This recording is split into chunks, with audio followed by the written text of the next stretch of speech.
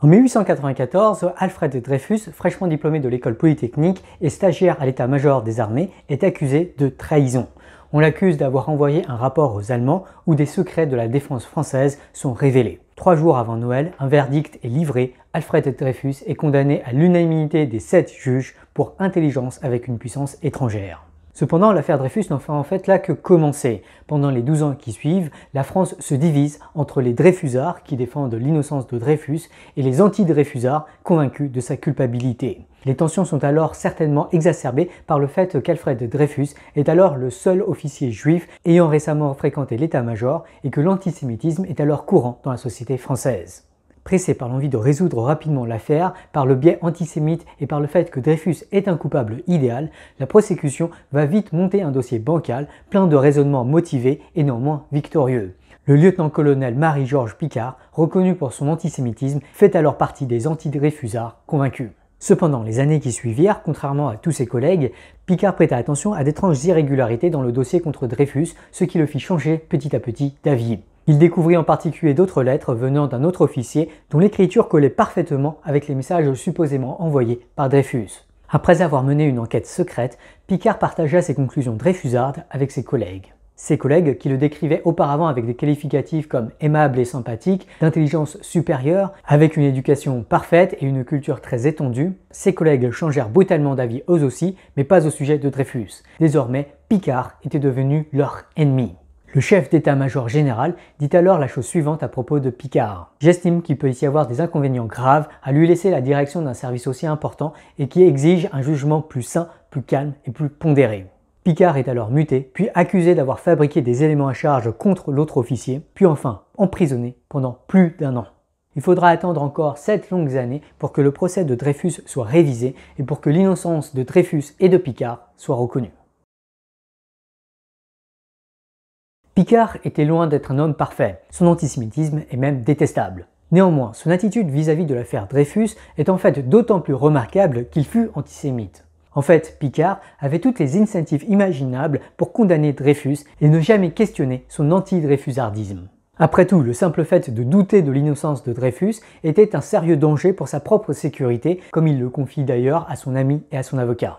Comme ses collègues, Picquart aurait pu accueillir toutes les remarques des Dreyfusards avec mépris et mauvaise foi. Ce qui me stupéfait dans cette histoire, c'est que malgré tout, Picquart ne céda pas à la facilité. Il préféra explorer les détails de l'affaire et chercher le fin mot de l'histoire, plutôt que de se contenter de la conclusion qui l'arrangeait. Picquart ne se demanda pas s'il pouvait croire en la culpabilité de Dreyfus, comme on peut se demander si l'on peut croire en nos convictions malgré des incohérences potentielles avec des données empiriques. Picquart voulait avant tout comprendre. Voilà qui contraste complètement avec ses collègues dont l'attitude était celle de soldats, pour utiliser le terme de la génialissime Julia Galef. En effet, le langage habituellement utilisé pour décrire leur approche est clairement fortement inspiré du langage militaire. Les collègues de Picquart voulaient défendre leur position, attaquer les positions adverses, détruire les arguments opposés, ne pas céder de terrain et avant tout gagner le procès. Par opposition, Picquart avait adopté l'attitude d'un explorateur. Il voulait creuser l'histoire, questionner ses prémices et explorer les hypothèses alternatives.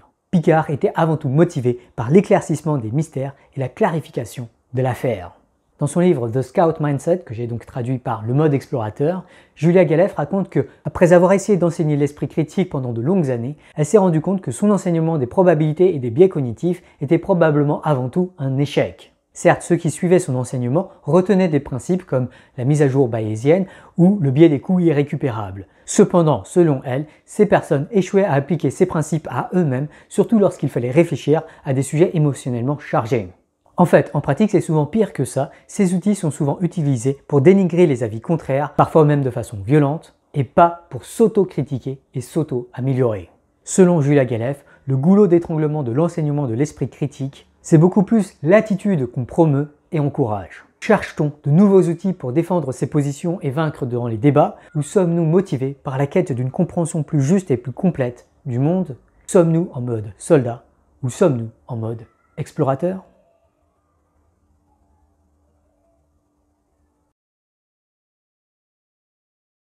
L'un des chapitres que j'ai trouvé les plus intéressants dans le livre de Julia Galef, c'est celui qui porte sur la notion de confusion, car il me semble particulièrement bien incarner la différence entre le mode soldat et le mode explorateur. Après tout, un soldat déteste la confusion.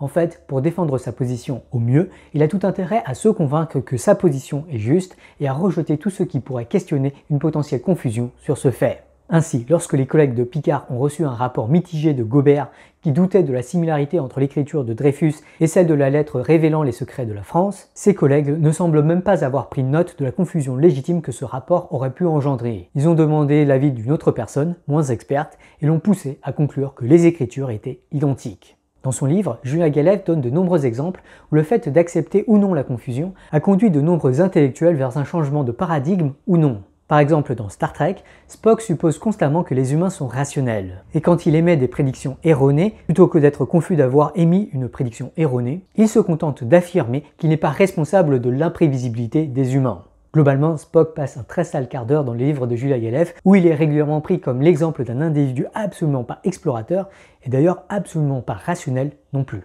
Parmi d'autres exemples, Julia Galev donne celui de l'homéopathie dans les années 1850, dont le succès médical était remarquable. Cependant, les scientifiques de l'époque n'ont pas pris le temps d'être confus par ce succès. Et selon Julia Galev, c'est bien dommage. En effet, s'ils avaient pris le temps d'être confus, ils auraient probablement enquêté et auraient sans doute découvert l'efficacité de l'hygiène contre le choléra, abondamment promue par les médecins homéopathes.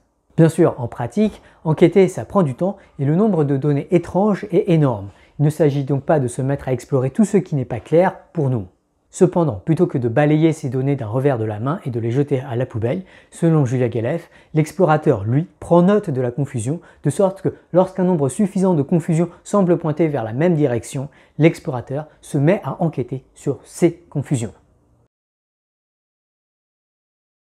J'imagine que vous vous dites peut-être, c'est bien joli cette histoire d'explorateur, mais en pratique c'est insupportablement coûteux de constamment vouloir mieux comprendre le monde. En fait, ça semble même souvent indésirable. Eh bien justement, le cœur du livre de Julia Galev porte davantage sur les bonnes raisons d'adopter le mode explorateur que sur les méthodes à appliquer pour devenir explorateur. C'est même un livre incroyablement enthousiasmant sur les bienfaits du mode explorateur par opposition aux effets indésirables du mode soldat, notamment sur le long terme, y compris dans des domaines comme le militantisme, le bien-être mental ou la réussite professionnelle. Prenons l'exemple des startups. Beaucoup d'entrepreneurs et d'investisseurs à succès affirment que pour réussir sa startup, il faut s'auto-bullshiter et se convaincre que la startup qu'on est en train de monter va être un succès, pour ensuite mieux bullshiter et convaincre les autres cofondateurs et investisseurs.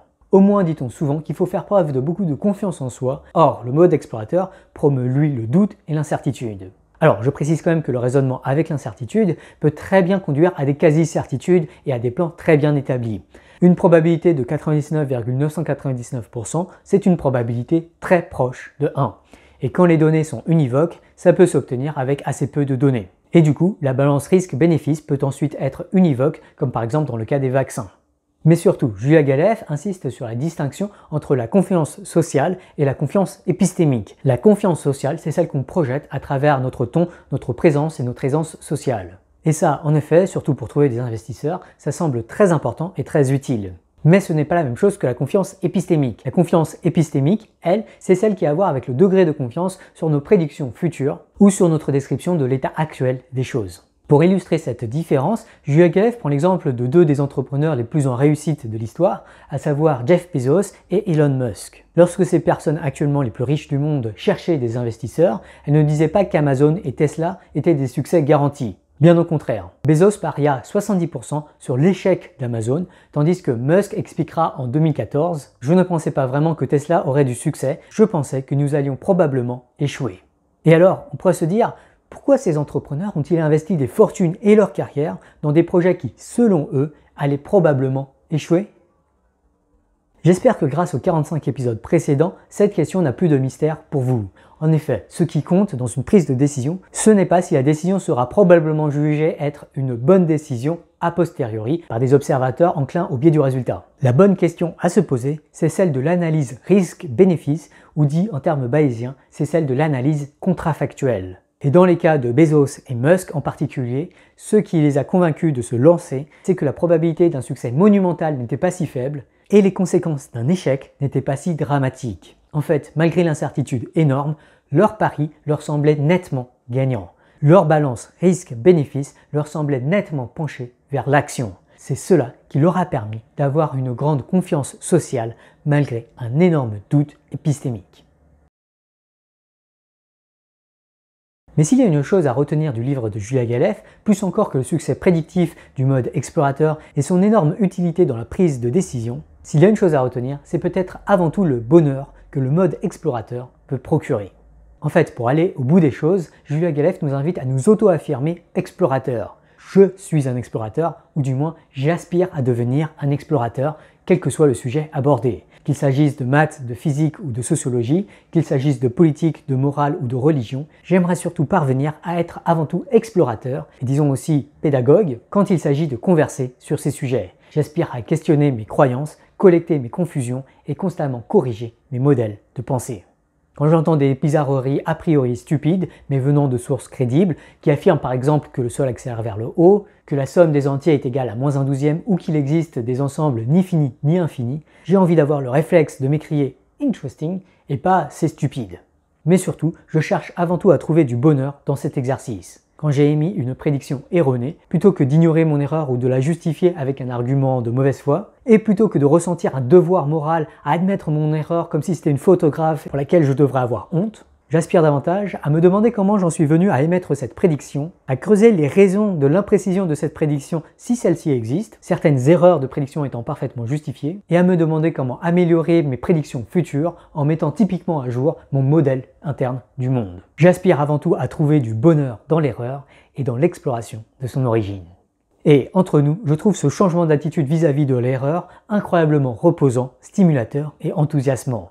Même si je ne suis qu'un exemple anecdotique, mon expérience personnelle montre clairement la possibilité d'être un explorateur heureux. Mieux encore, l'exemple de Julia Galef montre que le mode explorateur peut largement engendrer à la fois du bonheur et du succès. Si vous en doutiez vivement, peut-être qu'il s'agit là au moins de deux données qui devraient conduire à une petite confusion dans votre modèle du monde.